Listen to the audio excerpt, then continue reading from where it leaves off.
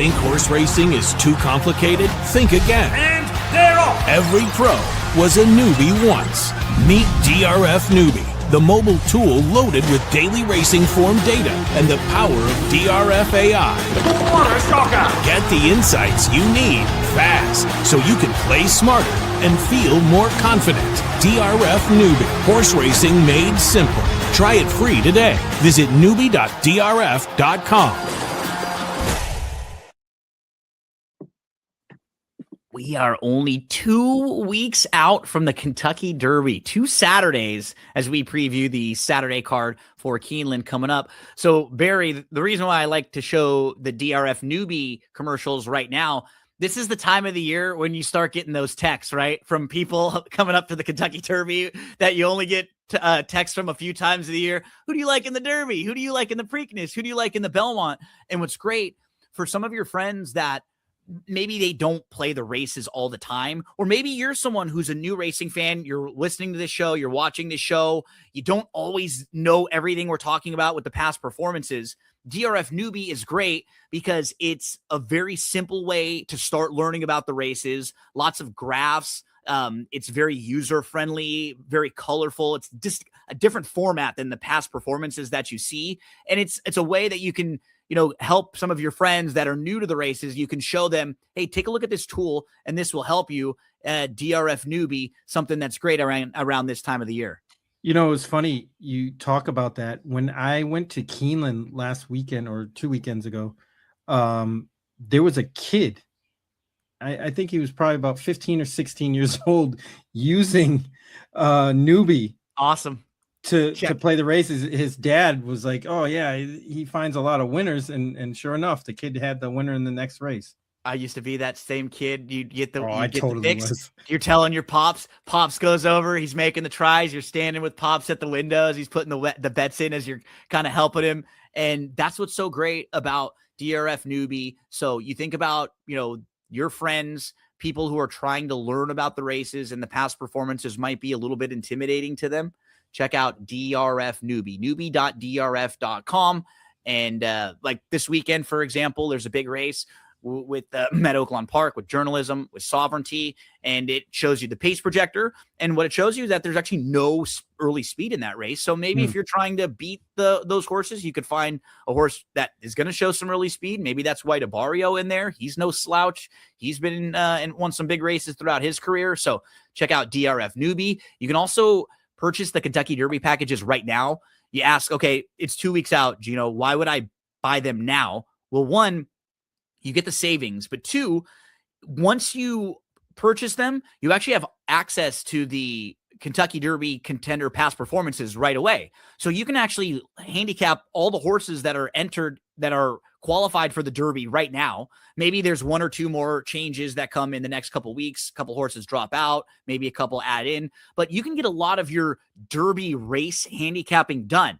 And then when they have the post position draw, you can look at it and maybe make a few adjustments. You can watch the horses working out. But as far as getting the replays done, looking at some of the charts, all the stuff that you look at in the past performances, Barry, you can do that right away and get some of your work done.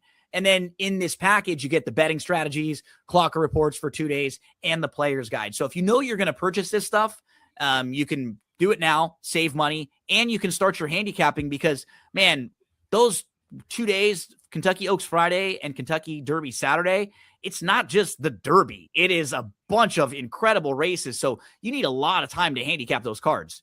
Yeah, absolutely. I know for myself, especially, being on track, sometimes it's hard to kind of play a little bit because you're doing a lot of things. And if you're prepared early, you have all your picks. Yes.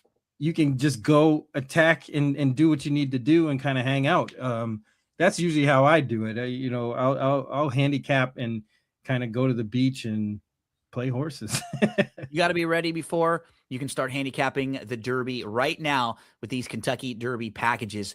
Barry, we only have like a week left of Keeneland, which is crazy. 2 Saturdays until the Kentucky Derby. Let's dive into this late pick 5 sequence this weekend at Keeneland. We have a couple graded stakes races in the sequence, but it's a challenging pick 5 as we start in race number 7. We're going to go races 7, 8, 9, 10, 11. 9th race is the Ben Ally. The 10th race is the grade 2 Elkhorn. We've got a couple allowance races and a maiden special weight to close things out. And this first race, the 7th race, so the first leg of the pick 5, you can go to the outside and you can see a horse, What You Talking About, who's a graded stakes winner and has back class, was second in the Phoenix. This horse was in the Breeders' Cup Sprint. But top to bottom, this field, nobody has a win in 2026. And we're already into the middle of April now, right? It's not like it's January. So we're already 4.5 months in, and nobody has won a race this year. Floodlights has been off since December. Can Do Andrew hasn't raced since August. Kalari Dreams hasn't raced since December. Keep It Easy. He's just had a tough time stringing races together. He'll have like a big performance, and then he'll throw in a clunker, and something goes wrong, and he's off. And then he comes back. He runs well. He kind of throws in a clunker or two, and he's off. He just has a hard time stringing races together. Politically correct. He hasn't won a race since back in June of 2024. He won his first 2 starts. He's been 0 for 6 since then. Modus Bestia, he faced some pretty tough company in his last couple races and pretty quick horses, but he has not won since back in November. And then What You Talking About, we haven't seen in the winner's circle since May. He wins the Nayrud, and he was supposed to go out to Del Mar and run in some of the sprint stakes races at Del Mar, and things didn't just go well for him. He ends up changing plans, and probably a little disappointing in his final 4 starts of 2025, Barry. So, the starting a pick 5 with a field where nobody's won recently, you don't have a bunch of horses in recent win form, but I think we have to kind of start the talking with What You Talking About. Yeah, I think this race is a little bit tougher than it actually appears. And that being said, I do think that What You're Talking About might lay over this field pretty good, because there's nobody really that's running triple digit buyers. These are really inconsistent horses as a lot. Even the 7, What You're Talking About is fairly inconsistent. But he's been faster in those inconsistencies than everybody else. I think he has a little bit of an edge, especially with the outside draw. The draw is really good for him, right? He doesn't need the lead, and he can sit a really good trip, getting blinkers on again, and I think that'll help him out too. The other horse that caught my attention is the 6, Modus Bestia. This horse got pretty good last fall, and ran 2 good races, and then lost their way in the Malibu and then the Palos Verdes. They really didn't get a good shot at it. Laid off since then. That was February. Comes here, gets the cross-country trip back to Keeneland. They had a race at Keeneland before and didn't run very well, but I think this might set up okay for this horse. I don't think they need the lead either. I think they want a similar trip to what you're talking about is going to get and want as well. They've been running with pretty good horses. You see Big Truz in there, goal-oriented. Mana Rose is a really fast horse. Yeah, I mean, goal-oriented, who won this race at this point, had a really solid year. And the horse I wanted to mention was the last one. Yeah, Mana Rose. This is a really nice Calbred who has won 12 of 20 races, won the Palos Verdes there, and in a lot of Calbred races has just crushed company. He's a nice horse too. So it's funny. If Milo was around, he'd tell you and me to do our fastest 6-7 here, because that's where we are right now with 6-7. That's how I had him too. I thought the 7 was the horse to beat. I thought the 6 may be the one to bet, because he doesn't need the lead. He can sit a little bit. I think he might be quickest in here, just the way the race shapes up. I think it's between him and the Lord on the rail, and I don't know how fast that horse really is. I think last time out, he kind of took the lead from the inside when he had an inside draw and went on with it. I don't know if he's as fast as Modus Bestia. I like 6 furlongs for him. They just ran 2 really good races and then stepped up, faced tougher company, and had very fast early fractions to deal with in those races, and contentious early fractions. I think this is going to be a good draw. a different situation here. So we're both kind of starting with the same 2 horses, 6 and 7. And I just don't, for me, it's hard. I just don't trust. You were kind of hitting on it. I trust the rest of the field less than them, right? Right. But Modus Bestia and what you're talking about, like they could throw in a clunker too. We've just seen them do it. But I feel like they were facing tougher company in those races. They are horses that are drawn well. They have some natural speed, but can sit off if need be. I'm hoping Modus Bestia gets to the lead. And what you're talking about is sitting, like if Modus Bestia goes and the Ward Floodlights from the Rail goes, and what you're talking about sits third, that's probably the best case scenario for us, right? With these 2 horses. Yes, absolutely. Floodlights is a difficult read. Me too. Because of the fact that, I think you're onto something in believing that they're not as fast as they appear. Yeah. I mean, you can go to their July 13th race against Litigation, who's kind of a front runner. This horse was nowhere near the front there. I know it was first off the bench in a while, but if they're fast, they're fast. Yeah. I don't think this horse is as fast as it looks on paper. Or you kind of figure with like a Wesley Ward sprinter, right? You just kind of assume they're going to be this really quick runoff type horse. And I don't, as we say that, this horse goes right. Right. Yeah. And maybe they will, but just watching the races of Floodlights and watching Modus Bestia, I think Modus Bestia is equally as quick or quicker. And with the outside draw, and Pratt in that situation, like I'll take Modus Bestia at the better price. I think what you're talking about is the one to beat. Like I was trying to make cases for horses like the 3 and the 4 a little bit. Because Kalahari Dreams is like solid. Those last 4 races are fine. And he's been behind some pretty good horses. Guns Loaded is a stakes winner. Jack's Time is a horse who got really, really sharp, won 4 in a row. Dream in Blue won back-to-back races and then stepped up and faced Stakes Company last time out and was 3rd behind Roll On, Big Joe, and Madhouse in the Count Fleet. So this is a horse who's in pretty good form right now too. We look at Kalahari Dreams too, and I think he's a horse that's like just fine settling for the minor awards, like we've seen, right? He's just not really like a win machine here. Maybe I could, if Keep It Easy is a little bit higher than 6-1, like if this horse goes up and he's like 8-1 or 10-1 ish, I could make a case for him because he at least has some good races. He's run well here at Keeneland in a spot you're gonna get that was kind of like this, right? And so I can at least throw him in there because he's like an inside outside kind of horse, an on off kind of horse. I generally bet horses that are kind of like that like run some good races, some bad races, and their form isn't like perfect. So it just comes down to the price with him. Yeah, I was going to say, usually horses like that are pretty decent price. They usually fall like typically in the 8 to 10-1 range. Yep. And I think you're going to get that here. I just don't know if this horse is good enough. Yeah. They've been keeping pretty good company, but they're just so inconsistent. It's hard to tell what this horse's true potential is. I think them getting Lasix here again is a plus. And then the turf to dirt angle. But again, price is the premium there. But I think this race in general is why you like guys like Flavian Pratt. Yep. Because he can do whatever he needs to do with a horse like Modus Bestia. He could be on the lead if they give it to him. He can be slightly off the pace if they, go out a little bit quicker. But like you said, I think you hit it right on the head with Modus Bestia is the horse to bet. And the 7 horse, what you're talking about, is the one to beat. Yeah. And you just kind of I trust his clock so much, right? With making that decision. We've talked about every rider doesn't have the same strengths and weaknesses. It's like any athlete. Like you watch baseball players or basketball players, and like everyone isn't a good 3-point shooter, but they're all great basketball players when they're in the NBA. It's the same thing for some of these riders. And for Pratt, I just love when he's on a horse like this, where he has to make the decision to go or to sit.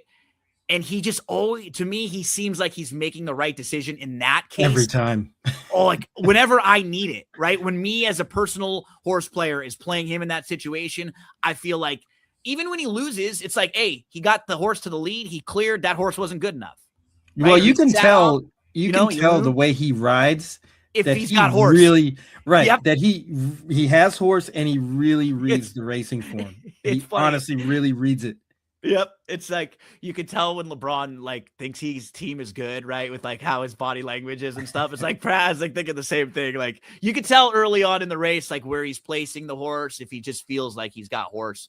Modus Bestia, what you're talking about are the ones for me and Barry to start this late pick 5 sequence. We move to race number 8 at Keeneland. So I did a show with Ryan Anderson and Jackson and Noah, the guys who I love talking races with them, gallop out, and they do shows with the HHH Racing podcast too, and in the Money Media. And we previewed the Friday all turf pick 3, and it was all 3 turf sprints. It's just a really hard sequence. And then when I was looking at this sequence with you, we've got this one, which is at 5.5. And then the race of the day for Sunday is the Palisades, which is a field of 12 going 5.5 on the turf. Like I looked at like 6 5.5 furlong turf races that were really competitive, like, all in a row. And I was like, damn, these are some tough, challenging races. And these are the races that Barry Spears loves, these turf sprints. There's a lot of them coming up in the next few days at Keeneland. I mean, in this race, it's an allowance race. It's $140,000 purse, though. And I mean, you start out with a horse who's a grade 1 winner and multiple graded stakes winner. Troubleshooting. Last year won the Franklin Simpson and the Bryan Station here, and was a really good turf sprinter. Actually broke his maiden going 5.5 furlongs on the turf at Keeneland and is 2 for 2 sprinting on the turf. I mean, even a horse like Full Disclosure, this horse was 96-1 last time out, but you were just talking about Litigation. He splits Litigation and My Boy Prince in there. And Litigation won back-to-back stakes races before finishing 4th in the Shakertown behind My Boy Prince in the Shakertown, who won now back-to-back races. So this is a horse that a lot of people might even dismiss because he was a big price, but he's behind Reef Runner 2 starts back, and he's right in the mix with some very good turf sprinters last time out. The 3 steps up a little bit here at this level. I think this is kind of a little tougher spot, but he hasn't raced since November last time out, and he's been in really nice form. Run Carson, I mean, if this race was a year ago, Run Carson would be favored by far. But he's been a little disappointing since. I remember when we previewed the Holiday Cheer, and he was right behind Howard Wolowitz, and he was a major player in that race, and he hasn't really progressed since then. Works for Me is very live in this type of a spot.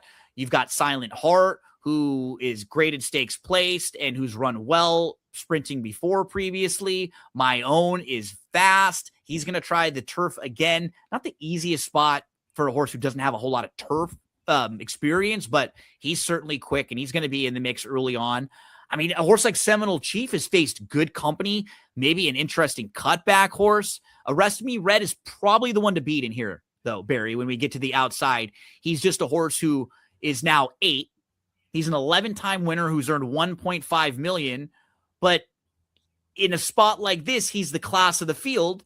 He's just drawn pretty tough to the outside. And, once you start getting to this point where you're 8 and 8.5 and 9, you just start worrying that horses are going to lose a step as they get older. So these are not easy races. Field of 11. Let's start with the outside horse who I just finished with. What do we do with the Arrest Me Red? Yeah, I'm not so fond of the post position. I really can't see how this horse can win this race. From that sort of post with all this speed in this race. I mean, there is the possibility that this horse could clear, but that's a tough task on this turf course in particular.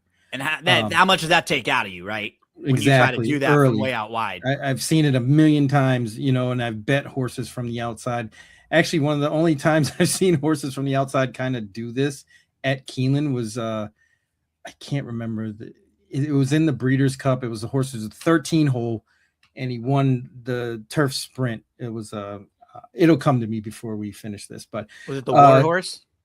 No, it wasn't a Ward horse. It was a I forget who it was. It was the American Pharaoh, that Breeders' Cup.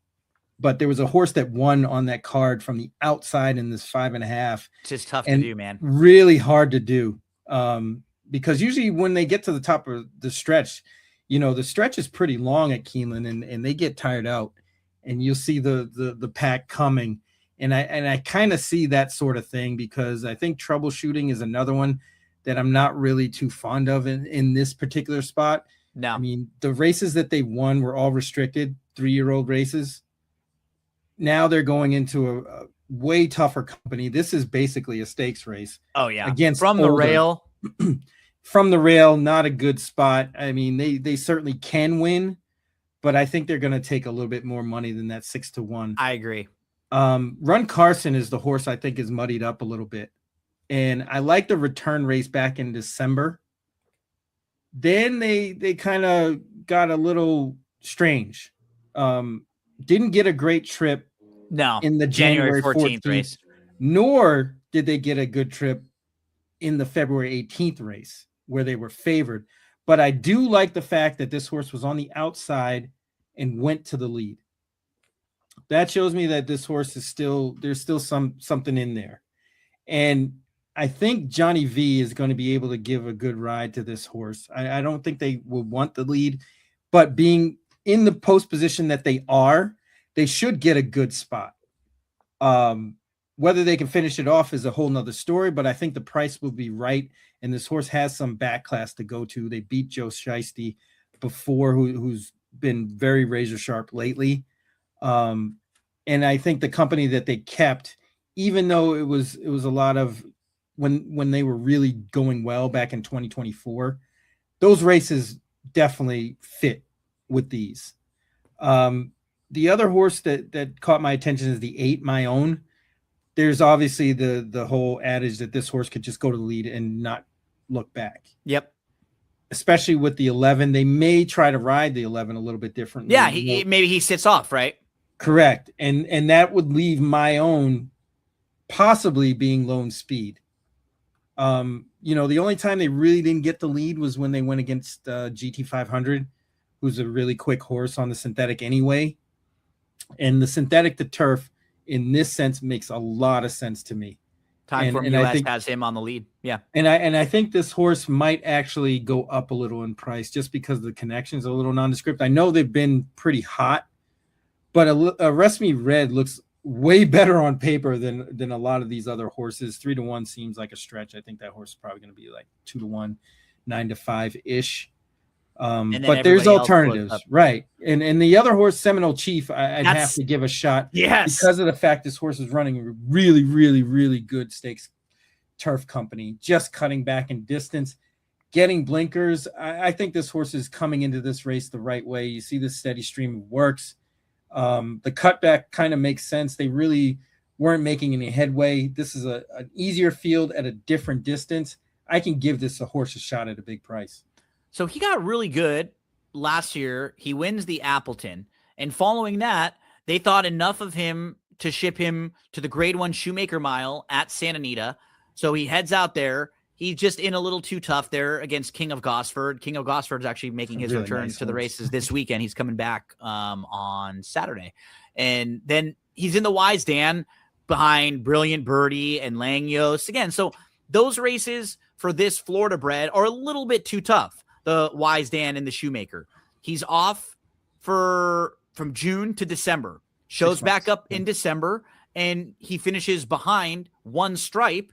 Since that race, One Stripe came back to finish second in the Grade 1 Pegasus World Cup turf and second in the Grade 1 Maker's Mark Mile. So he lost to One Stripe. Actually should have won both of those races in One Stripe. Oh, I know. And Sherlock's Jewel is live this weekend at Laurel Park. He's running in the Henry Clark, which is race number 10 at Laurel. I just previewed that one with Ashley. So following that, Seminole Chief runs second behind Neo Equus. That's not a bad effort at all behind a horse who's been really good against open company. So, I mean, I'm just looking at the overall form. Last time out, completely misses the break.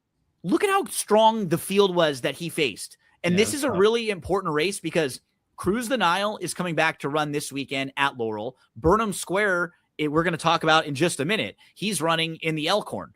So we're going to get a good look at how strong this race was because Burnham Square, Cruise the Nile, Seminole Chief are all running back this weekend. This wasn't a stakes race, but the third place finisher, Chapman's Peak, he is graded stakes place. He's a grade 3 placed horse who finished second by a neck in the Commonwealth. The fourth place finisher, Dashman, he's a graded stakes winner. He's very good going long distances. Tenacious Leader, he's multiple graded stakes placed. So this is one of the stronger like allowance optional claiming races that you're going to find where the top 5 horses in this race are all really good. And Seminole Chief completely missed the break and had no shot there. Just put a line right through that for him. I think the cutback is interesting because he has like some natural early speed going longer. So cutting back, he'll be able to finish a little bit here, but he's not like a like when I have horses like this cutting back, I like them that they've shown they can finish. Sometimes the horses that are one-dimensional speed horses, they cut back, they still aren't going to pass. They're just not used to passing. They're not those types of horses. This guy can pass horses. He won going 5 furlongs in his career debut. I think he's interesting, Barry, at a big, big price. He's 15-1. Yeah, I totally agree. Getting blinkers, this field, I mean, they're good. Everybody's good, but I think the way the post position shook out with Arrest Me Red on the outside really opens this race up. Yeah, not a stakes or a graded stakes race, but as strong as you'll see with a bunch of graded stakes winners in this field and horses who have been running at the graded stakes level. And we move from that to back-to-back graded stakes races here. First up, it's the grade 3 Ben Ally. It's going to go as race number 9, mile and 3/16 in here. And you have last year's winner, Tennessee Lamb, who faced a softer group. It was not the strongest group in the world. He won that race with a 90 Beyer speed figure. You got British Isles, who's a grade 1 winner. He just won the big cap, but he did it in a soft renewal of the big cap with a 90 Beyer speed figure. He trounced that group and he's in good form right now. He's like rejuvenated as a dirt horse now. He was basically a turf horse for most of his career, and his last 3 races on the dirt have all been really, really good. You move to Batten Down. He's probably the one to catch in here. When he gets the lead and he clears, he can be pretty tough, Barry, but you go through his past performances, he's super one-dimensional. He is an absolute need the lead type horse. He does not really want to pass or come from off of it. The class of the field, the cool old man, is Rattle and Roll. He's a 7-year-old. He's a grade 1 winner and a 7-time graded stakes winner. He's gone to Saudi Arabia twice. He's gone to Dubai. He's back now from Saudi Arabia for the 2nd time. You know, you start to wonder now at 7 years old, is that going to take something out of him, all these trips? But what impresses me is that his running style, he's an 11-time winner. Generally, with horses like this who are closers and have to come from way out of it, they don't win as much as he has through the years. But he's been really solid. And if you just look 2 starts back in the tinsel, I mean, he's beating Willie D's and MacMan. And when you look right to the outside, Honor Marie just lost to Willie D's. And you look, to San Siro and some of the others, like San Siro was running behind MacMan last time out. So I still think you kind of start with Rattle and Roll and what you want to do with him, because he's kind of the horse that if he came in with his A game, it would probably be the best. I just don't know if we're going to get it, Barry, in the first start back from Saudi or in his, now almost middle of his 7-year-old season as he's getting a little bit older. He needs the trip also. So, you can poke some holes in him, but it's probably him and Batten Down that are going to take all the money in here. Yeah. And it's funny because they have totally different running styles. Opposite ends of the spectrum. If Rattle and Roll, if you look at it from this perspective, this is a 7-year-old making his 2nd start in 2026 in April. That's a dead closer in a race that's devoid of speed. I can't see how this horse can pass anybody in this race. I mean, he might be better than most of these horses, but I just think that everything is he's up against it style-wise. There's not, I just don't think they're going to be lining up on the lead. in No, this race. no, they really aren't. I mean, if you look at it on paper, it's batting down in front and everybody else just waiting to see if that horse will stub his toe. If Awesome Aaron goes out with batting down, which I kind of think won't happen, although I want it to, because when batting down sees another horse, he backs folds up completely. And that would open it up for a horse like Rattle and Roll. But I think Stars and Stripes might be the beneficiary of all of that. getting the trip. Right. They're going to be fast enough to be in range of batting down and whatever happens up front and be able to get a really good trip here. The other one would be last year's winner, Tennessee Lamb, the 3 horse. And they're, I think they're coming into this race probably the best. I like that last race. Total prep to set him up for this. Complete prep for this race in a good field against Rookie Card, who's pretty nice. I think they stand to run a really good race. British Isles is a horse that I want to like, and I know they really want to go long, but that field was so weak in the Santa Anita handicap that I can't ignore it. Yeah, it's just hard. And maybe if he is back like at this price or above, at least you're not having to swallow a short price on it, right? True. So that would be like, but I agree. It was just not like, remember Skippy Longstocking didn't get on the plane, and then Just a Touch just didn't really fire, and he was the heavy favorite there. And then the other 2 or 3 horses did not want to go anything close to 1.25 miles, and he just crushed that field. It's really kind of amazing looking back that he was 7-1 because it was only a field of 5, and there were a couple horses that you were kind of like, nah. But British Isles might be in that same price range. The way you were talking about the pace is kind of how I'm going to play this race, is why I'm going to use some of the horses I'm going to use. You mentioned the one, Stars and Stripes. I think you want to use him because you could tell that they've been really patient with this horse, right? They've only been in 1 stakes with him, even though he's had some big victories. But I think he's just a real like distance horse, and probably a little bit tricky because all 3 of his wins have been at 1 1/8. So he needs to go longer. A lot of times they don't have races even carded that far for horses that when you're younger, especially, they've got a lot of races that are mile and a 16th. So now he gets the distance. He'll save all the ground on the inside. He's a grinder. And in that last race, he sort of wore down his rival and got clear late. And even 2 starts back, he's finishing in front of Batten Down, right? Who it may be a much shorter price in here.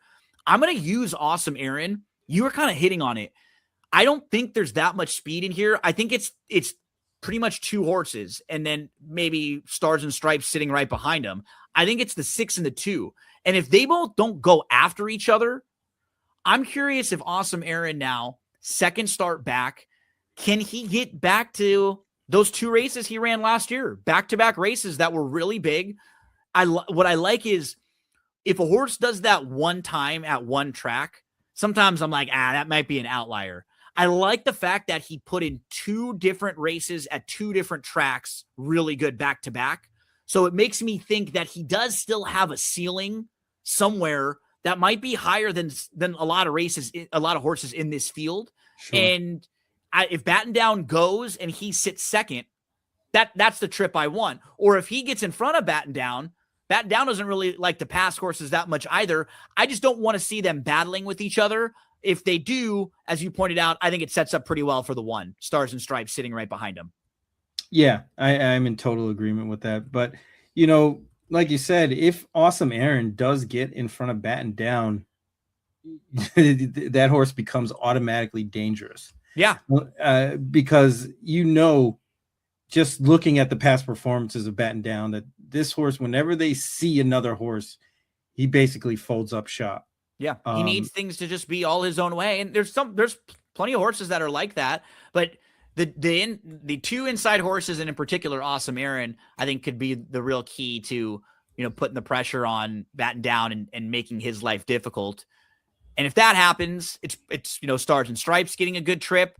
Did they go fast enough to set up for a horse like the 8, Rattle and Roll, who does need to come rolling from way out of it? I had a harder time getting to anyone outside of those horses we were just talking about. Yeah. I played Honor Marie last time out. He's just another deep closer. Like, because I thought, okay, synthetic, he'd maybe get maybe that's what he wanted, going a little longer on the synthetic. I almost wonder with a horse like this if he's even better going a little shorter when they go fast, really fast early. Because I don't know if they're going to go fast enough in this race for him.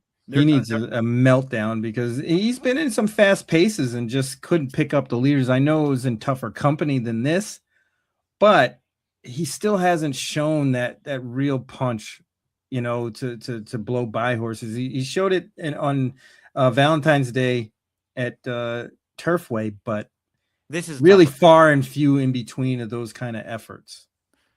There's a look at the grade 3 Ben Ally. We've got the winner from last year, Tennessee Lamb. We've got the big cap winner recently, British Isles. Barry and I think that Stars and Stripes going to run a really good race in here. And I want to give Awesome Aaron a bit of a look at a big price who could get a nice trip in here. So there's a look at the Ben Ally.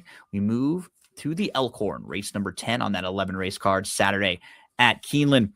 In this one, Barry, what is just really, really challenging about this race is, like, I think you can make cases for so many and against so many of the 12.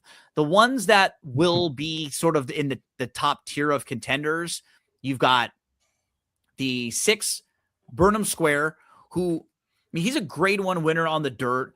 He ran really well in the Derby when he finished 6th with legitimate trouble. And he was doing all of this work early in his career on a surface that probably wasn't even his favorite surface. Like, he was meant for turf. When he got to the turf, we could see why. He ran really well in the Nashville Derby. And then in that February 28th race, he chased Cruise the Nile, who was loose on the lead. Cruise the Nile has now won 3 in a row. He ran well in that race. He finished in front of Chapman's Peak, graded stakes winner Dashman, Tenacious Leader. It looked like it's going to set him up really well for this. I wouldn't be shocked if he's a really good distance turf horse moving forward. So I wanted to kind of start with him, but he will be facing a tough group here. He's not used to facing, a big group like this on the turf. The couple times he's done it, he hasn't won. They weren't, he had a little bit of trouble. Truly Quality has been very consistent at levels like this. And then you've got Tawny Port, who he doesn't ever win anymore. He's over his last 16. His last win was August of 2023, but he has finished second 5 times and third 4 times. So 9 times he's been in the money recently, just no wins. He even had 3 of his last 4 races to end the year were seconds, but just couldn't get a victory there. Almost won the Canadian International. I think those will be a couple of the horses that take money, but this is a really fun race. Grand Sonata, he fits really well in spots just like this, Barry, and he kind of showed us he still has a little bit left in the tank last time out. Yeah, I mean, this is, like you said, this is a really tough race. Burnham Square is kind of at that fork in the road, I think, where this horse either wants to win or he's going to be a perennial and, every race a runner-up. I tend to think like a crossroads race for him. I like what you say, because you feel like he's kind of supposed to win this race in a weird way if he can take the step forward and become like that grade 1 horse, right? Because it's a competitive field. There's nobody in here that's supposed to be better than him, but maybe he's the type of horse with his running style that just is going to be fine settling for seconds and thirds a lot. Yeah, and that's what I tend to think, because he showed up on the scene both times really, really late.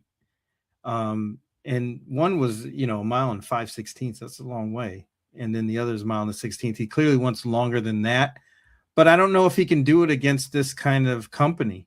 Not that this is top level, but it's better than what they faced last time for sure. Well, there's just a lot of horses that can win, right? The race. There's a lot of horses in here. It's a competitive race.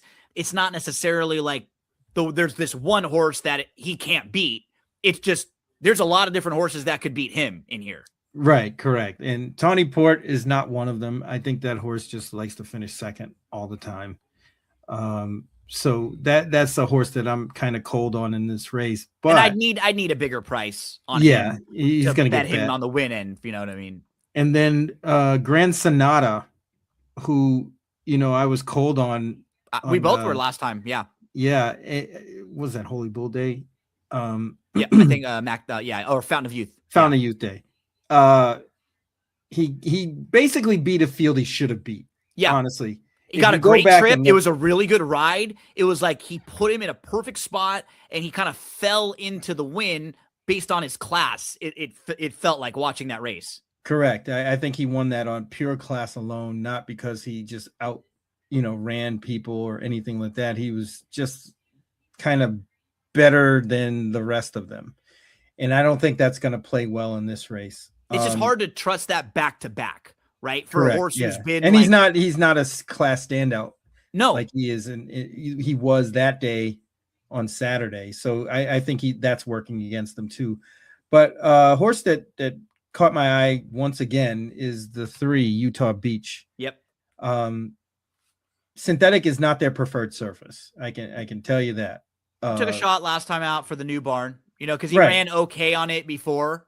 He broke his maiden at Turfway there, and then he ran okay 4th in it last year. So it's like, yeah, let's take a shot and kind of see. Try it. Right. If he runs well, that's great. If he doesn't, that's okay, because we're pointing to this race. Yep.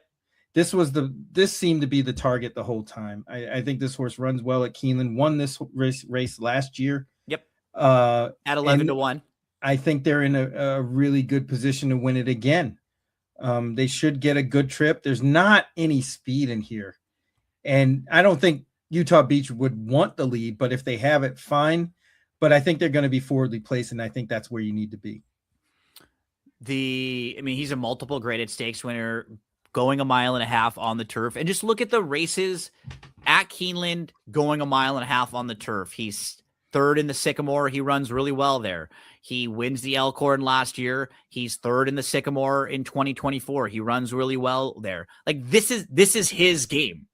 1.5 miles on the turf, Keeneland and Churchill Downs. That's where he runs well. So he generally just runs his best races in these types of situations. I think you're going to get a really good bounce back performance from him. And the Walsh barn was a little cold to start the meet. And look, like they had 7 seconds and 7/3. And now last weekend, they had a couple winners. Even one of them was a dead heat winner in that grade 1.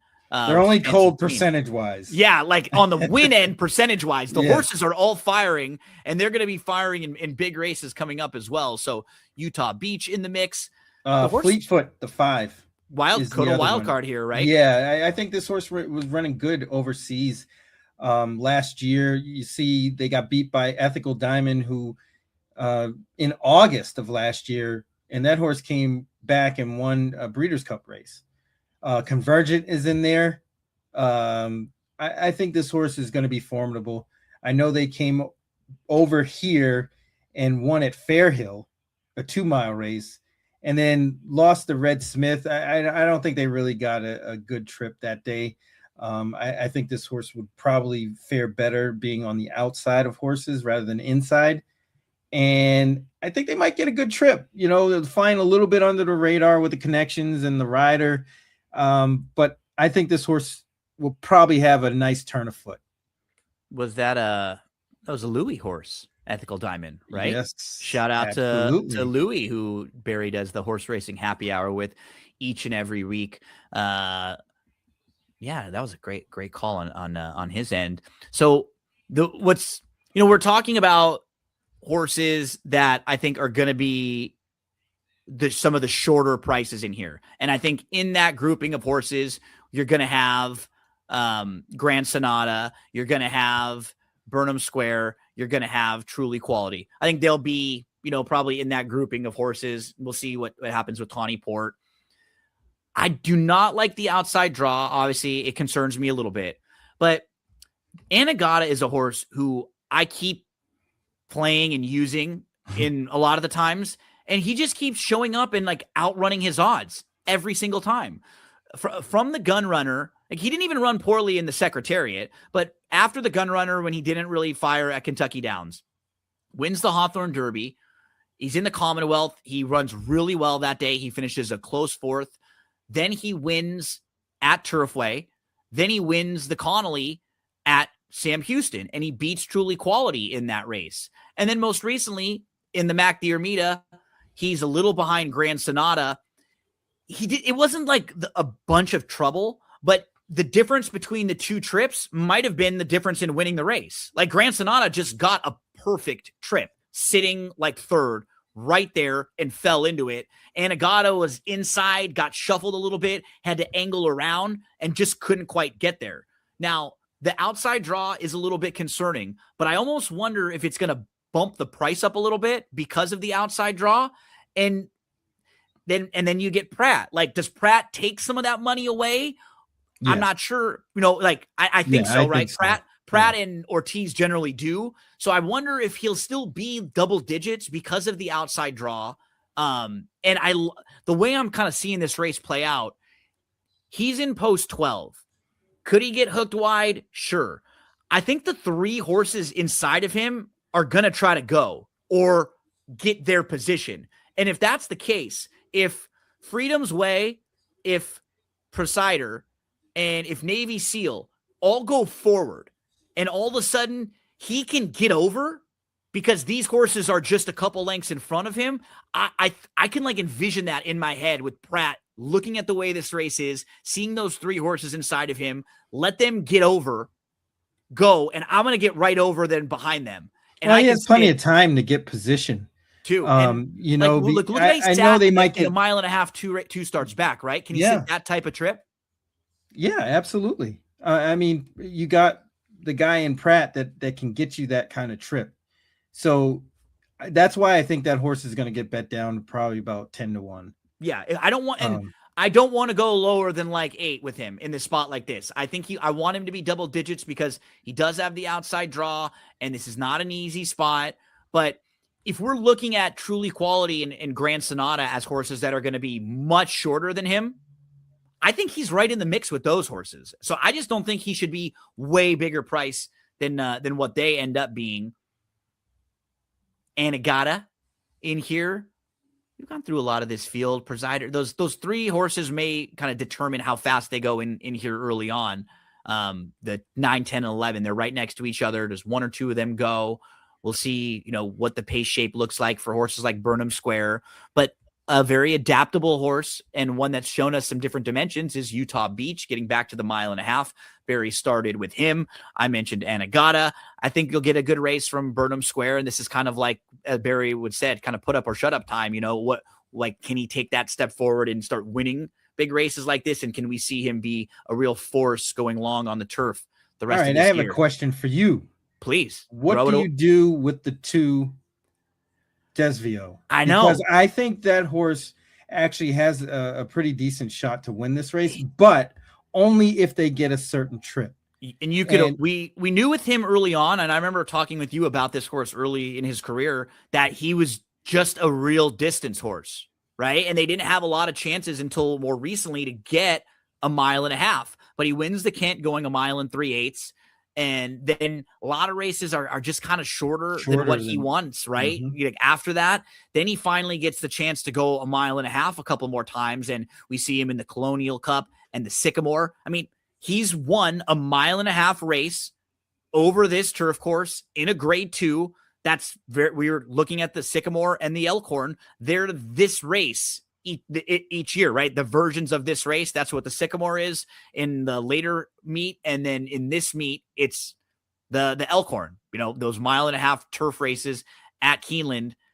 I'm not going to talk you off him at 8 or 9 he to 1. Seems to be slightly improving too. Yeah. And David, I think I was previewing this race with Mike Beer, and Mike was pointing it out that, in prior years, when they would bring him off the bench, they would put him in the shorter races first to kind of build it up.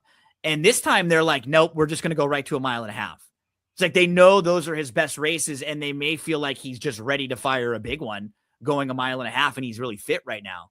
So yeah, I mean, the only caveat I have for a horse like that would be the trip. I think they Race need to shape. be closer up. Yeah, If and they maybe get he'll be a little shuffled fresh. back, yeah. If they get shuffled back, I don't think they stand a chance. But if they get the trip, right behind the speed or not too far behind it, 3 or 4 lengths behind, like they were kind of positioned in the last race in the Red Smith.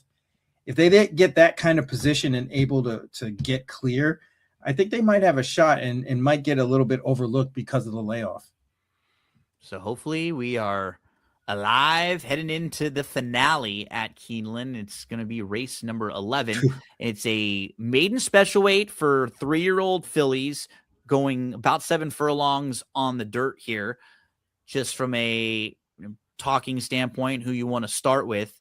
A couple horses towards the outside, I feel like will take some money. Miss Complicated has burned money. She's been your beaten favorite 3 times, but she's run 4 out of 5 pretty good races. Even the one at Gulfstream in that she didn't really fire, she faced pretty tough company. So while I don't want to take a short price on her, like her overall body of work is not bad, and she actually ran her best by her speed figure last time out, she does get a chance to put a couple races together. The 10 is going to take some money in here, Be the Light. This horse ran really well in the debut, was a good third. And then when you look at some of the pedigree here, this horse is a half sibling to Shared Sense, who was a multiple graded stakes winner. This horse is a half sibling to grade 3 winner Comparative. This horse is a half sibling to a grade or a stakes winner and stakes placed Kinetic, who is also a pretty solid horse. So just on those couple horses, Be the Light could have the opportunity to be a nice one. I thought it was a good debut for trainer Brad Cox. I could absolutely see him taking a step forward, her taking a step forward, this filly in her second start. So I think they'll be maybe the 2 horses that take the most money in here, just kind of based on what they've done on the track so far.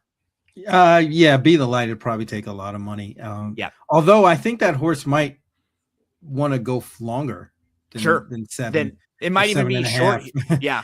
I think that this might be a little bit too short for that horse. I want to see that horse go 2 turns. So, I had to split hairs somewhere because all of these contenders, at least the contenders, I think in this race, you can't really knock them. Yeah. I mean, of the horses that have run, you can forgive that first race, including with Be the Light, but I just think they're going to get overbet here. I was going to say the 3 Fast Gun is actually who I would bet out of that race that Be the Light was in. Gets better post position this time, and that race was kind of fast, and I think they needed that race. I think Fast Gun is probably going to be a lot better this time than they were the first time, especially with the post position relief. Solid pedigree here with just, you look through, you've got horses that were couple time winner, Escape, Thrill won. You've got Pet Matt, who was a 7-time winner. Stolen Base was a graded stakes place and actually won the grade 2 American Turf and was, in graded stakes earlier on in his career. So there are some solid horses in the Fast Gun pedigree.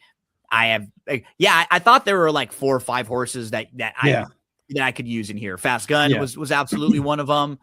For me, the 9 Govern, I like coming in from Southern California.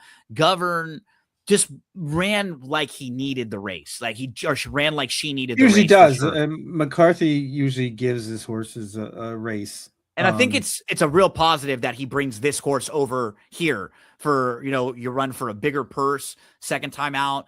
Lost to Weekend Princess, who's a nice Baffert horse who won the debut basically on the lead by 6. And in a situation like that, when you're a little slow, like actually had what I liked about watching the race too, is you can see it right at the start. This horse got out of the gate pretty well.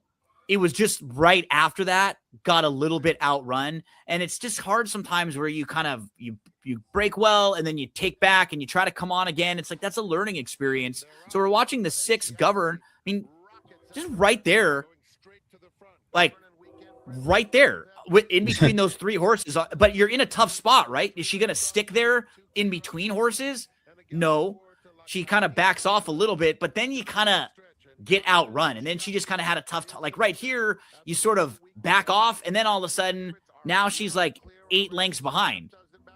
And she comes on again, and I like that she ran third, but I think this is a pretty good learning experience for this race. And I wouldn't be shocked to see her sitting a little closer too, Barry, if she just breaks well and they try to go on with it more here. Yeah, clearly she has a nice turn of foot out of the gate, which will do her nicely in this spot. But you got to think they write races out in California for horses exactly like this. And for them to ship this horse across the country to basically get better competition speaks volumes for what they think about this horse. And that's why that horse is definitely on my radar. Getting Johnny V makes a lot of sense in this spot. 10-1. Hopefully we can get that. Another horse that's kind of a price that I do like and will give a shot to is the 4 Full Dolly. Them stepping up after that maiden $30,000 race where they didn't run poorly at all definitely speaks volume, especially for the Drury Barn. They do this move a little bit and they're usually successful with it. I think getting Moncada makes sense here too. It'll keep the price higher, but this horse is pretty talented. Didn't get a great trip in that race, ran on well at 7-1, almost 8-1. Training forwardly into this race. I think this horse might be live at a big price. And then the other one is the first time starter. She's Our Girl. I'll give that one a shot too. The pedigree screams longer, but this horse seems to have some foot in the morning. And Urton doesn't really waste his opportunities on the East Coast either. I think there's some ability there too with She's Our Girl, a little bit sneaky. I don't know what to do with the 8 because she's going to take money for the connections here. And she does exit a good race. And the horse who beat her that day came back, won a stakes race at Oaklawn, earned a 94 Beyer speed figure in doing so. I wouldn't be shocked to see her run really well. I just don't want to take too short of a price on her if she's getting bet a little bit off of that 4-1 morning line, which might also be a little bit short in this race to begin with. So, tough read because they were in the one hole and didn't do much running at all. Slow start. So, I mean, you could they might have been like, all right, well, we'll give this one a race because we drew poorly here. And they might be sitting on a nice horse. Now that they got to the outside, this horse might run a lot better, but I'm with you. It's a tough read because of the price. This horse is 4-1. Yes. If this horse is 2-1, probably not. Agree. Not an easy pick 5 sequence. Really, really challenging. That starts in race number 7. We went 7 races, 7 through 11. Hopefully we could lead you in the right direction a few times there. Barry, before we get out of here, tell the folks, where can we find more from you? Horse Racing Happy Hour, anything else you've been working on this week? Yeah. Horse Racing Happy Hour. We got Santa Anita on SoCal Saturday tomorrow at 2 p.m. We did Los Al last week. We actually did pretty good with the quarters, but we're back at Santa Anita this Saturday, so we'll be doing the whole card there, and check us out. And we appreciate all of you hanging out with us. Don't forget to head on over to shop.drf.com. Check out those Kentucky Derby packages. You can purchase now. You can save money, and you can start handicapping the Derby right away. And when everyone's asking you, some of your friends, they don't know too much about the races, send them on over to DRF Newbie. As we get out of here, let's watch this commercial one more time for DRF Newbie. Use your mobile device and go to newbie.drf.com. Think horse racing is too complicated? Think again. And they're off. Every pro was a newbie once. Meet DRF Newbie, the mobile tool loaded with daily racing form data and the power of DRF AI. What a shocker! Get the insights you need fast so you can play smarter and feel more confident. DRF Newbie, horse racing made simple. Try it free today. Visit newbie.com.